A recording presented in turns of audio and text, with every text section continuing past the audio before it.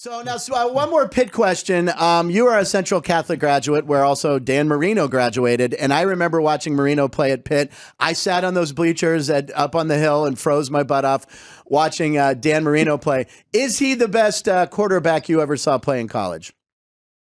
I'm prejudiced, but yes, he is. He didn't have the success in the pros that some other quarterbacks did because, well, for a long time, he didn't have a running back except for Mercury Morris. And he probably, except for 85, didn't have a good defense. Yeah. And so, it was on Danny. He had to outscore the opposition. And as we know, football being the ultimate team game, if you don't have a team around you, it's tough to get to the Super Bowl. But yeah, he'll always be the Iceman. The quick release. I remember Chuck Noll brought him in, when he was a senior at Pitt, and he worked him out with a couple of Steeler receivers, one of whom was either John Stallworth or Lynn Swan. I don't know which. Wow. And another receiver or two. And he called him in afterwards, and he said, "Danny, for you and for us, it's probably better that you play somewhere else." Wow. And to me, that was a very wise bit of advice. Wow. And I remember I was in his house the day he was drafted. He got sick after Ken O'Brien got picked because, that was 5 quarterbacks ahead of him in that 82 draft. And he went upstairs. And he wasn't up there 2 minutes. The phone rang. His mother answered. And she said, "Dan, it's Coach Stula's secretary wants to talk to you." And he came downstairs, put the phone to his ear, and said, "Yes and yes." And I found out later the two questions were, are you healthy, and do you want to play for the Dolphins?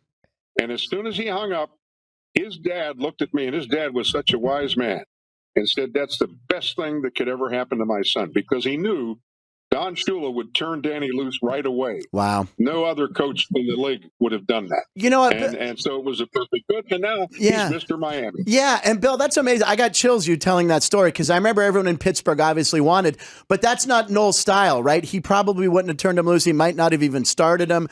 And I think the Steelers took Gabe Rivera, I think was the pick that year. Was it? Was it Gabe Rivera? I can't remember. They didn't know at the time that Bradshaw's arm would go bad. Correct. Yeah. Unbelievable. And, so therefore, that might have changed the dynamic of it, but at the time that was the best thing for all parties. Yeah. Frank, you have a question? Yeah, this will be stepping away from Pitt. This is kind of going backwards. A good friend of ours, a friend of yours as well, Ryan Recker from WTAE.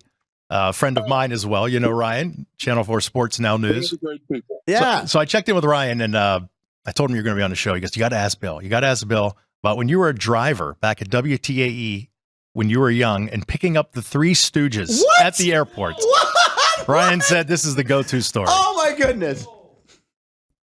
Well, Paul Shannon was the guy in charge of his adventure time in the afternoon, and he had the Stooges coming in as a guest. And I was the backup station wagon driver, and the regular driver was on vacation. So he said, "You have to go to the Holiday House to pick up the Three Stooges." Okay. And I drive out Route 22, pulled into the Holiday House parking lot, and there they are. I'm about this big. Oh, my God. In Nobody character? over 5'5". and Mo jumped in the back seat, got behind me, Larry next to him, and then Joe. He had an Italian name. It wasn't Curly. Who? But anyhow, I'll think of it. Anyhow, they're in the car, and Mo taps me on the shoulder and said, "You know where Stubenville is? Take me there." I said, "What do you know about Stubenville?" I'm 19 years old, and I didn't realize that he knew as much about our area as he did. Well, then we're driving down the road, and I said, "I have a question. Whatever happened to the real Curly?" Before the other two could open their mouths, Mo said, "Well, he blankety blanked himself to death." And I said, "No more questions." Did you drive them all? 19 years old. It blew my mind that these guys were that worldly, but it was an experience of a lifetime. Well, wait, why did they want to go to Stubenville? That's Dean Martin's hometown, if I'm not mistaken, right? Well, it was a wide open town in its day, and gambling and other things that today are considered,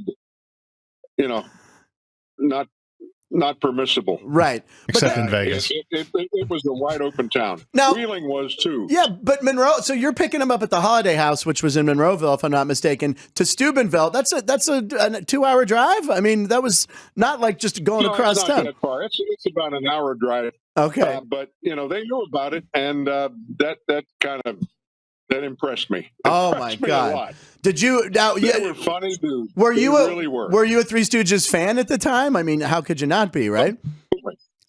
Yeah, right. How could you not be? Right, exactly. Thanks for watching that clip of Punchlines with me, Frank Nicotero. Make sure you like the video, leave a comment, and subscribe. We live stream the show Monday through Friday from 12 to 1 p.m. And if you want to listen to our podcast, go to your favorite podcast platform. All the details are in the description below. We'll catch you on the next one.